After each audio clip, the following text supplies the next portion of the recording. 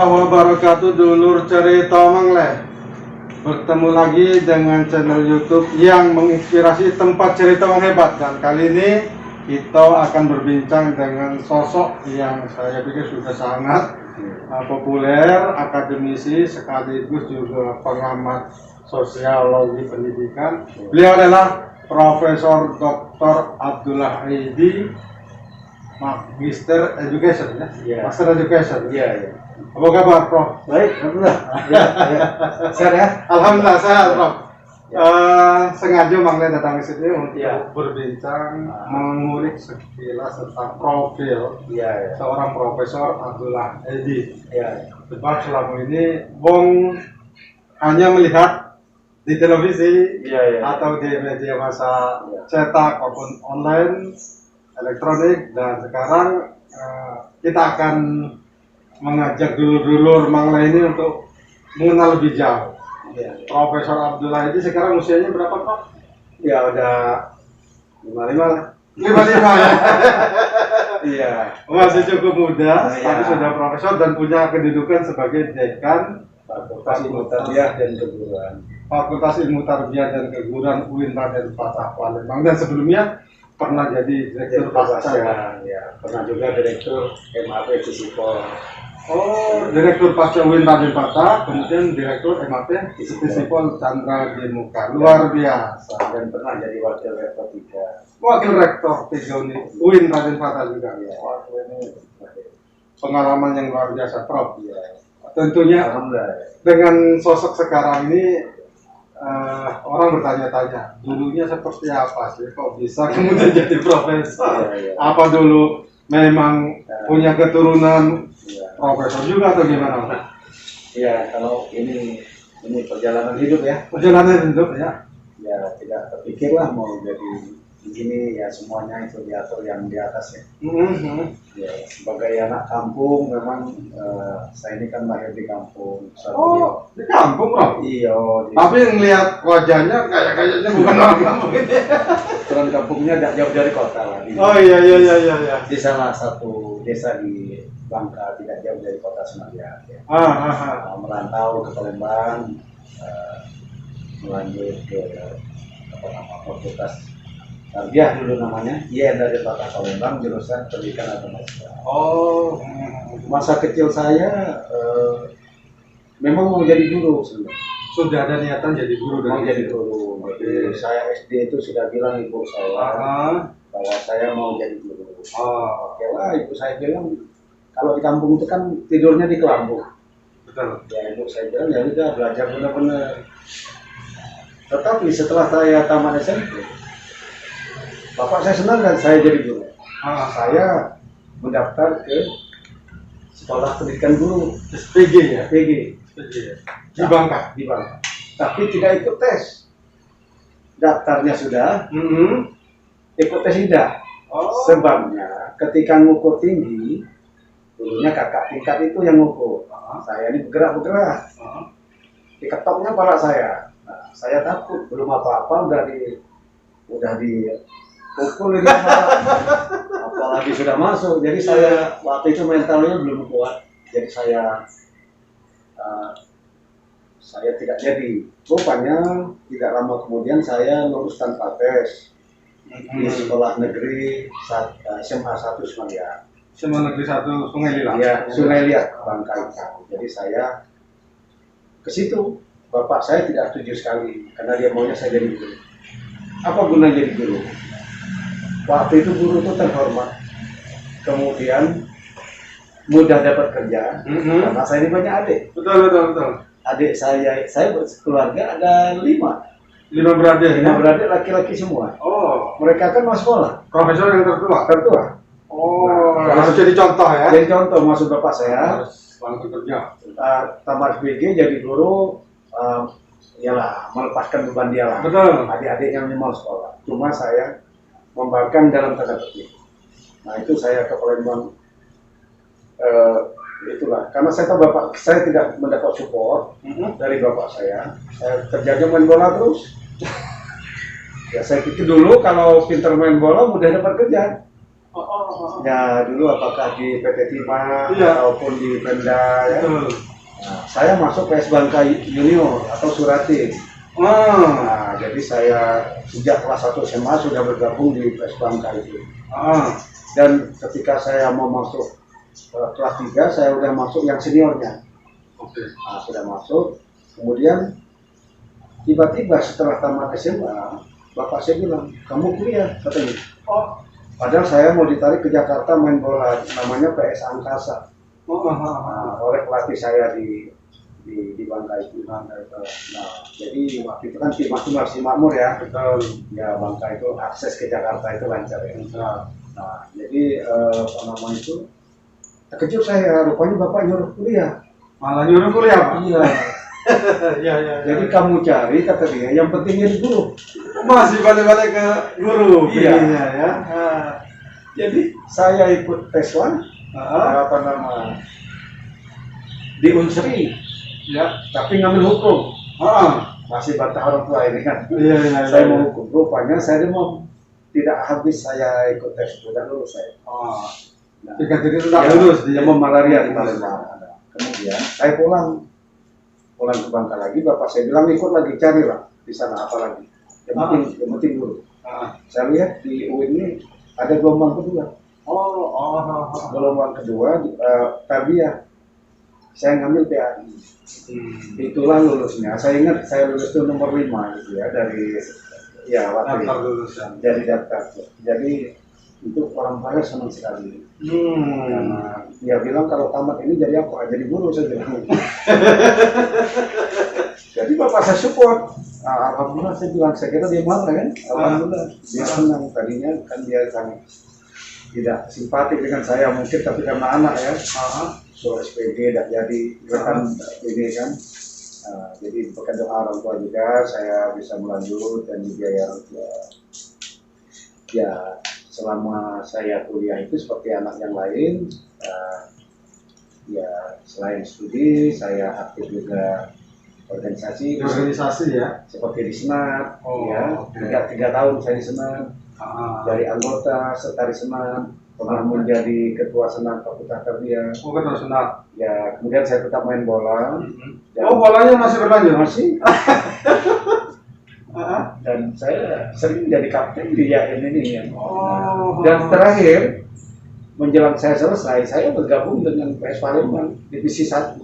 PS Palembang divisi 1, klub profesional namanya. Ya, itu klub profesional. Dan itu mudah dapat kerja kalau udah masuk itu. Saya ditawar jadi PNS di Ajendam waktu itu. Nah, jadi tapi tamat harus hanya ijazah SMA atau kuliah ya. Saya berdua dengan teman. Nah, jadi saya konsultasi dengan salah seorang dosen. Kemudian dia bilang, jangan, nanti kalau kamu tamat sarjana, golongan kamu bisa 3A. Lebih tinggi. Kalau ini kan cuma 2A, jadi tidak jadi. Tapi kecewa juga saya. Merendung juga saya, karena kiriman orang tua kan pas-pasan. Jadi, kenapa tidak saya ambil? Ya kan? Tapi benar, berkat saran dosen saya itu, saya kemudian saya jadi PNS kan. Dan saya ketika baru mau tamat, saya setelah tamat ya ada program untuk tes ke Australia dan itu saya dipanggil oleh rektor, namanya Pak Dr. Anas Usman Said. Rektor IAIN Pak. Iya, saya teringat waktu itu di masjid. Keluar dari masjid dia panggil saya, kamu ikut ini aja punya tes untuk anak bawang katanya. Anak bawang berarti belum beneran. jadi saya sempat menolak karena saya nggak ada persiapan. Sementara orang lain itu udah asisten sudah. Nah, tapi karena rektor yang nyuruh, saya sangat apresiasi dengan beliau. Dan dekan juga waktu itu menyuruh ya Pak Veteran Firdaus Basuni waktu itu, R3-nya Pak Asron waktu itu ya. Jadi saya disuruh itu, udahlah saya pikir untuk pengalaman. Rupanya lulus. Apa nama itu? Tapi akademik saya ya bagus. Tapi bahasa Arab dan bahasa Inggris itu pas-pasan. Ya. Nah, tapi saya terbantu sebenarnya, walaupun saya aktif di senat, main bola, malam-malam saya kursus. Oh, masih menyempatkan diri untuk Ya, kursus. di kursus Brotherhood. Brotherhood itu bahasa Inggris ya. Oke. Kemudian bahasa Arabnya di Al-Mizan Oh, oleh apa nama itu Pak Ustadz Umar Sahab dosen Suludin waktu itu. Nah itu jadi saya berangkat ke Jakarta, di AN Jakarta 9 bulan, oke. training di kedutaan Australia 9 bulan, Oke. dan berangkat ke Australia. Itu ya 2 tahun di Australia, tahun 92 sampai 94 ya. Kalau itu fokus belajar betul. Fokus belajar. Ya, jadi karena ada juga teman saya Di kampus apa itu, Prof? University of Tasmania Oh, yang pulau itu Australia. University of Tasmania ngambil jurusan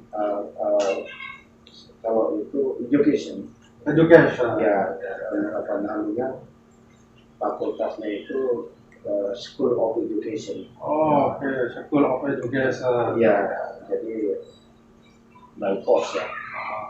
Nah, jadi kalau saya pergi kemudian saya pulang.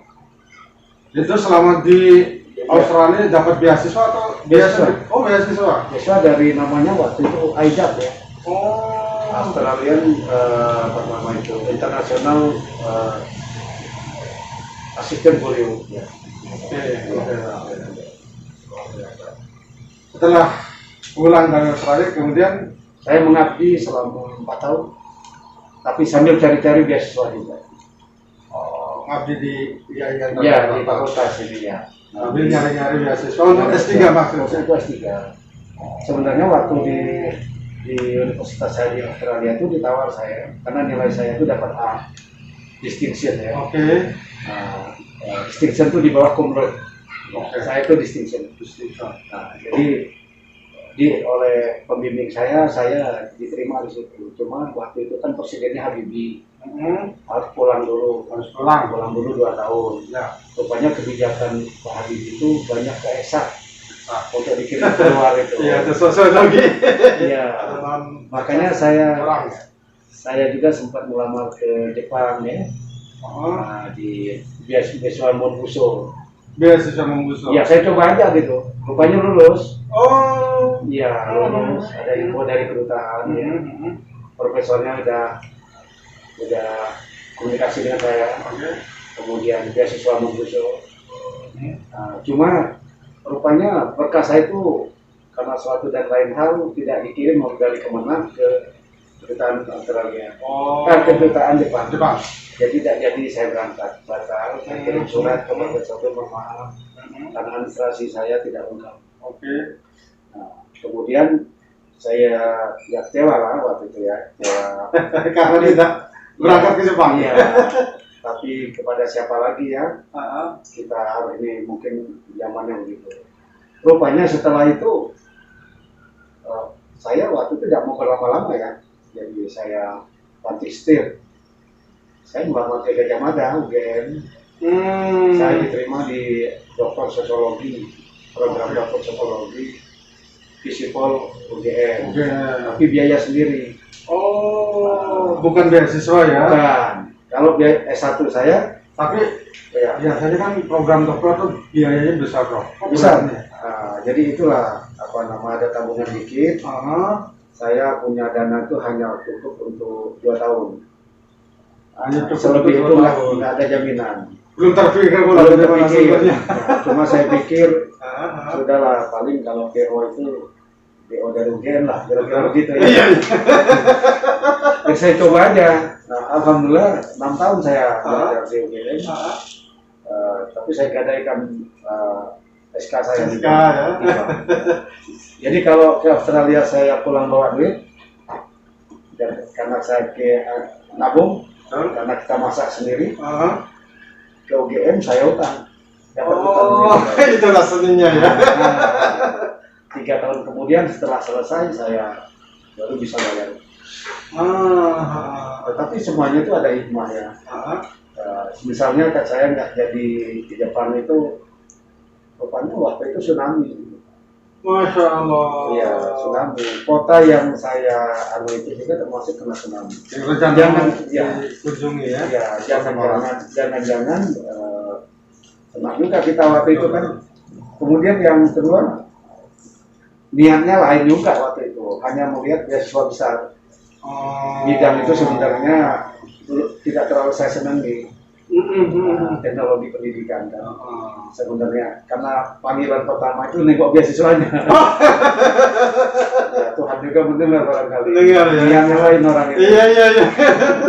Tapi pas ke Gajah Mada memang saya senang kan. Senang ya. Karena sosiologi ya. ya. Sosiologi karena waktu di SLGA saya juga jurusan IPS ya.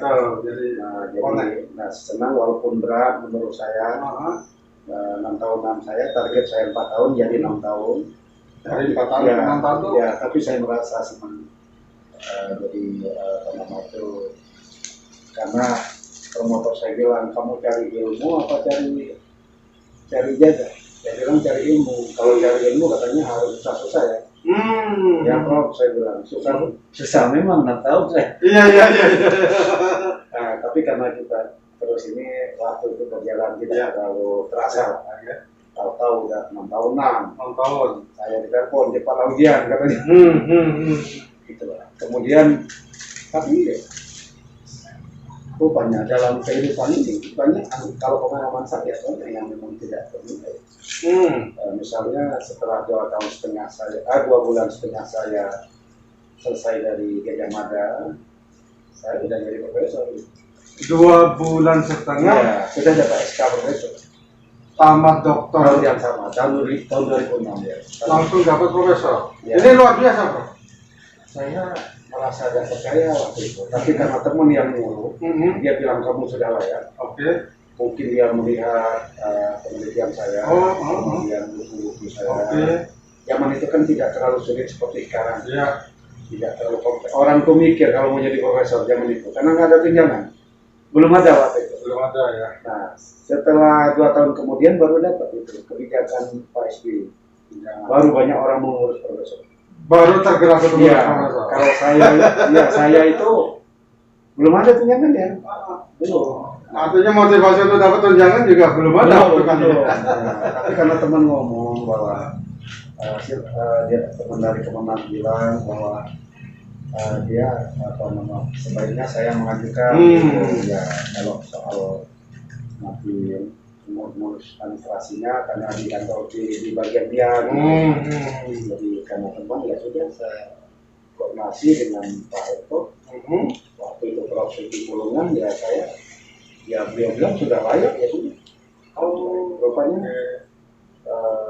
waktu itu dari tim penilai itu seperti Pak Syihab kemudian Ali Madi Azra dan para pemuda rupanya memang ada yang dibuang hukum saya tuh tapi masih free standar gitu itulah sebenarnya jadi sebenarnya itu menurut saya bukan karena saya pintar bukan atau karena saya tapi menurut saya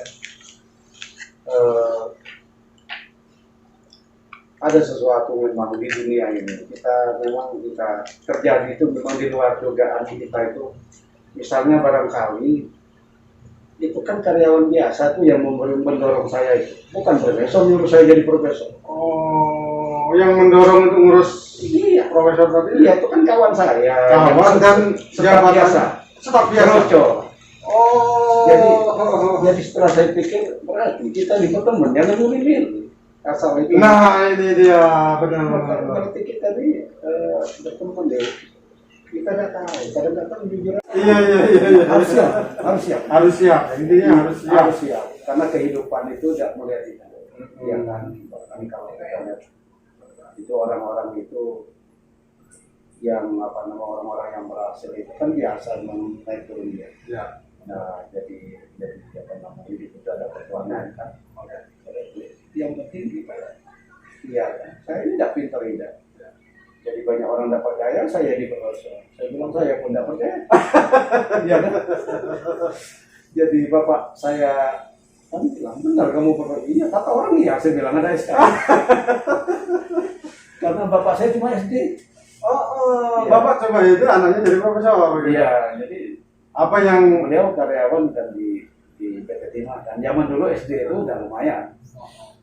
Ya, cuma yang itu kan nilai-nilai dari orang tua, kedisiplinan, kejujuran, tata krama, itu ya bekal dari orang tua. Kalau harta pas-pasan, apalagi saya banyak adik. Ya. Tapi intinya itu setiap orang itu punya masa depan masing-masing. Nah ini yang memangnya kita sudah mendengarkan tadi panjang dan runtut soal siapa sosok Profesor Abdullah Aidid, termasuk bagaimana perjuangannya dari kampung menuju kota, kuliah, dan akhirnya dapat profesor dan sekarang itu sebagai dekan. Mungkin nanti Profesor bisa memberikan closing statement pertama terkait dengan ini. Kalau melihat dari riwayatnya tadi, Profesor ini kan selama kuliah, terutama S1 itu aktif main bola dan di senam. Iya. Apa ini nggak mengganggu proses kuliahnya? Apakah nanti berpengaruh ke masa lama tidaknya dunia, gitu kan? Ini bisa jadikan inspirasi. Yang kedua, dari cita-cita orang tua profesor yang hanya ingin profesor, udahlah tamat SPG jadi guru, ngajar di dusun atau di tempat tinggal, tahu-tahunya sudah jadi profesor. Ini bagaimana profesor memanai perjalanan? Silakan Prof. Iya. Jadi memang benar bahwa mengatur kuliah dengan waktu studi, saya kira itu sangat penting. Jadi saya dulu kan berpandangan dulu tuh jujur saja, banyak orang-orang di kawan kakak di Seman itu umumnya lama-lama selesai studinya. Betul. Saya ingin merubah itu.